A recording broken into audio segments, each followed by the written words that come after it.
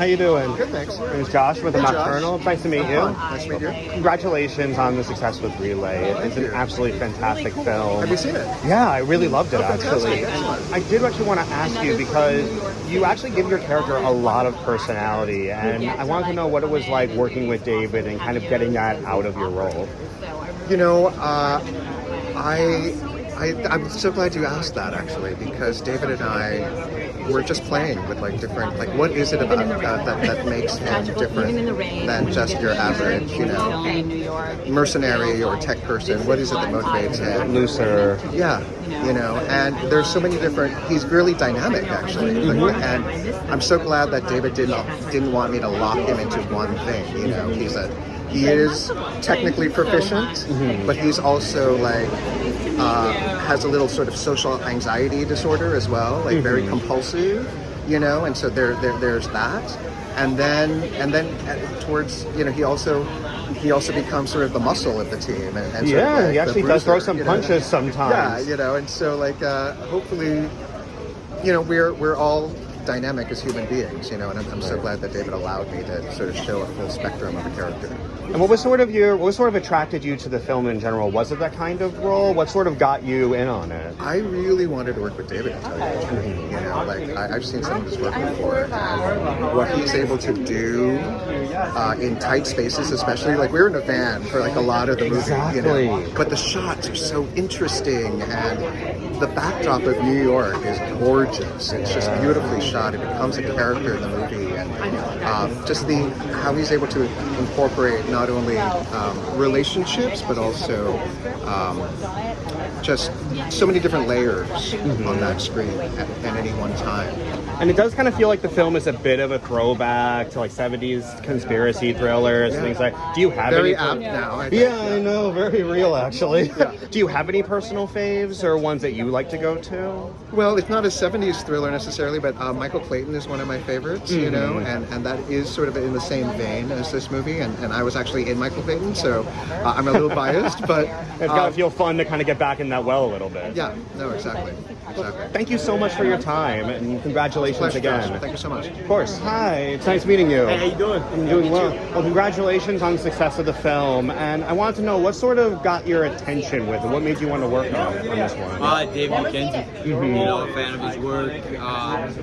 Always wanted to work with him. Never saw a path for me to do it, and this popped up, and here I am. You know? And I did notice, like in the film, you actually give your character a lot of personality, like amongst all these mercenary characters. How did you work with David to sort of give your character that kind of energy and stand out? So it was kind of a blank slate. You know, the script didn't really have much written for the character aside from just he was there, and David just let us kind of take it away and do what we wanted to with it. So a lot of it was just instinctual and just coming up with stuff and developing it as we shot. Yeah. Nice. I mean, that's one of the beauties of working on a blank slate. You get to inject a little bit of you in there. Totally. You know, there's a pressure, but at the same time, that pressure could make diamonds. You know? Exactly. And I know like the film was kind of inspired by a lot of 70s conspiracy thrillers. Was there any that you really like personally, or? I wasn't thinking about that at all. You know, I said I've seen another interview before. What I was getting my inspiration from was kind of ninjas. Oh, really? You know, I was thinking, what is the modern day, or what would a modern day ninja be? It would be a mercenary or something like that. So I was trying to pull from that energy and put it into this character when I could. You did great work. Thank you so much. Thank you so much. You. Of course. Have a good meeting you. Nice to meet you. How's it going? Doing good, doing good. Well, congratulations on the success with Relay. And one thing I actually noticed that made it really interesting as a thriller is your use of public services, like the Relay service and the post office and the airports. What kind of made you want to give that so much of a spotlight? Well, it was part of the narrative anyway, and using the Relay service.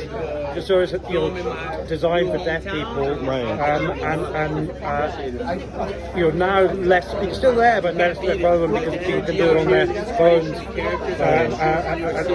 So that service just felt like a really, really interesting service to lean into, and it's obviously used in a kind of espionage manner in the film. But at the end of the film, you see that Riz's character is donating heavily to that charity, and he's got a friend who's, you know, a close friend who's deaf and he knows his sign language, and so that public service felt like a very natural one. The other one, of course, is the post office, right? Which is one of the kind of great institutions of America in terms of just delivering everywhere, you know, and it is a sort of huge public service, although obviously you pay for it and all that kind of stuff, but it is a sort of, there's something almost sort of philanthropic about that. Exactly. So you kind of got to tie all of these accessible services in with his character. Yeah. What sort of made this be what sort of about the story interested you to make you want to tell it?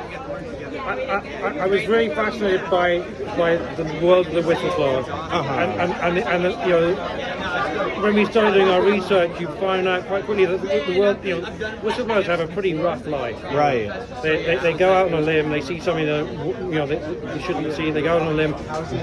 Often they're ostracized by their fellows. Right. They have to run into hiding, and often whatever they whistleblow, you know, gets brushed over and doesn't even make a difference. So it's people who are driven to do the right thing, but suffering under the consequences of that. So that's the background of this thriller. Right. Is you know, whistleblowing and Riz's character, whistleblower protector. Yeah, because this is a very personable thriller. Like, you really gave especially what's been tough with having characters that are mostly interacting with tech rather than as individual, like one actor to another. How do you sort of work with the actors to kind of make sure they maintain that personality and strength without really being able to work opposite each other? That's a hard one. I mean, but you know, as with all my relationship with actors, it's all about, you know, being intuitive to the needs and trying to steer and trying to get, you know, as much creativity between us going, and so it's just, I guess it's what I do, you know what I mean? Yeah. So it's always hard to articulate what that actually is, because it so much of it is intuition. Some people need different things, and some people, you know, need other things. You know, so it's always a sort of, it's always a different thing for each actor I work with. And sometimes every actor I work with tries each character. That's true. And situation. I know, like, the film kind of has like a very, like, it feels like a throwback to a lot of those like 70s conspiracy thrillers and everything. Did you have any personal faves or inspirations for the film? I thought I felt a little conversation in there. Well, it's obviously got the conversation is obviously a big one in there. 3 Days of the Condor has got there's something of that in there. Watched it a little bit of parallax. You know, it's like it's all of that, all those sort of flavors where you don't trust things anymore. Yeah. Everything is and that I think is sort of, I think to some extent we're living in that world where it's hard to distinguish what's real and what's been fictionalized for us but pretending to be real. Yeah, you're right. Thank you so much. Thank you so much for your time. Nice questions. Of course. Have a good day. Thank you. Congratulations again on Relay. Thank you. And I want to ask, because for so much of the film, your character is basically acting opposite a phone. Yes. And you're giving such this layered and emotional performance. How are you able to maintain that type of energy and emotional depth with basically without being able to act opposite a co-star? Thank you.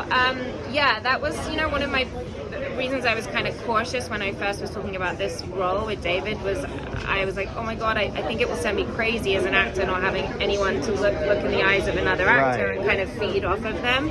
I was worried I would get really stuck in my head and more self-conscious. So David was like super compassionate to that, and we really talked about ways to kind of problem solve that. So we had another actor that I would speak to on the phone who was in like another room on the phone. Interesting. Riz and I had extensive rehearsals and worked on the script, so we were really connected prior to shooting. That bond was kind of already there. We built it so that we had that, otherwise we'd have met like a month or so into shooting, and so it was hard though. I really did find that tricky because you're sort of drowning a bit on your own, but I was very grateful to David. He's such a wonderful director, and he really kind of walked me through it, and I think we found a pretty good balance. But it was exciting to see it because I'd never seen Riz's side. So the whole movie was kind of revealed to me. Well, congratulations again. Thank you so much. Hi. Not much. Thank you. Congratulations so much on the success of the film. And I want to know, because most of the film you're not talking, and you're really mostly acting opposite the relay service. how are you able to get such a layered and emotional performance with all those restrictions in play? You know, as an actor, you're always looking for obstacles. You're always looking for restrictions and limitations. You know, what makes us as people, or what makes characters, is what they're trying to push up against. Right. So when you have the obstacles to your communication, as my character does, because he doesn't often communicate with people directly, he's trying to stay off the radar, stay off grid. Right. When you have that limitation, it actually can really bring things to life internally. So it's a real gift, and I think it's a real genius move that David Mackenzie wanted to bring his trademark, gripping, dramatic, tension kind of experience and style to a story like this, which is really made for it. Right. Well, you relentlessly succeeded. Thank you so much for your time, and again, congratulations.